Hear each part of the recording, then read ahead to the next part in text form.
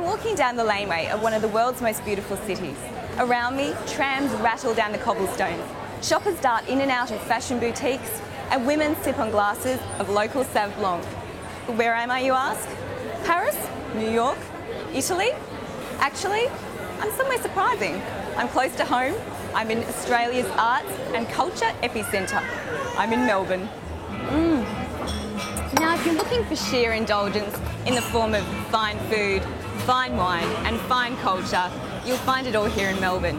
Now, it is a little bit cold, for a summer's day at least, but that's Melbourne for you. I'm lucky I brought a jacket with me, but even if I didn't, Melbourne is home to the most amazing fashion boutiques in the world, so I'm sure I'd be able to find something to keep me warm.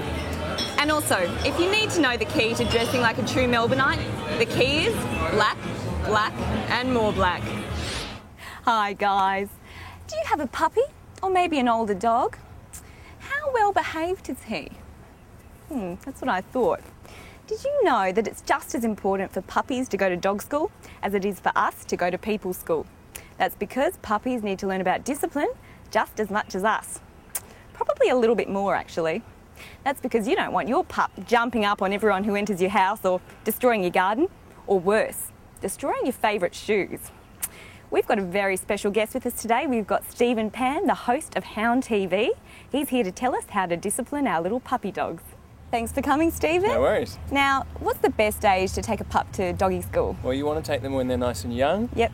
It could be as young as 6 to 8 weeks, as long as they've had their first vaccinations. Yep. Although it could be up to 12, 14 weeks old.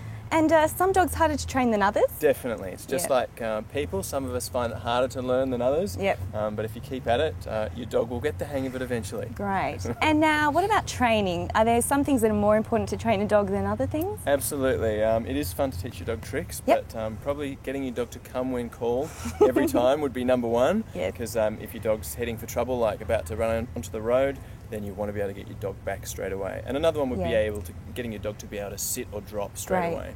Now, this may be a bit of a silly question with Cosmo here, but what's your favourite breed of dog? Yeah, I'm probably biased a little bit, and Cosmo here is a mixed breed or a mongrel, and that's the way I like him. He's just from the pound, but there's lots of beautiful breeds out there for whatever people are into, really. So we'll go with Cosmo. For me, Cosmo. Great. Look, thank you so much for that, Stephen. It was fantastic. No worries. Well, there you go, guys.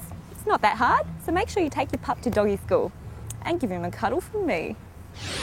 Put a spoonful of sugar in your day and experience the musical delights of Mary Poppins on stage. Based on the very lovable books and film, Mary Poppins is playing at Her Majesty's Theatre for a strictly limited time. Starring the vocally gifted Verity Hunt Ballard as Mary, and also the sensational Matt Lee of So You Think You Can Dance fame, the musical numbers are sure to have audiences off their feet and screaming for more. Tickets are only $135 per person, so make sure you get in fast because Mary Poppins is only playing for 1 more month. So, if you want some supercalifragilisticexpialidocious action, make sure you check it out here at Mary Poppins at Her Majesty's Theatre. In 2008, Australia was listed as the fattest country in the world. Today, the World Health Organisation has said that we are now listed as number 20. This is not because as a nation we're getting thinner, it's because other countries are overtaking us in the obesity epidemic.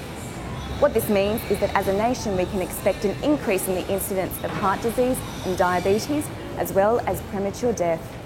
Now, although the Australian Medical Association has said we should ban junk food commercials, the government says this is not a feasible approach for obvious reasons. Instead, the government is suggesting we implement healthy eating and exercise programs in schools.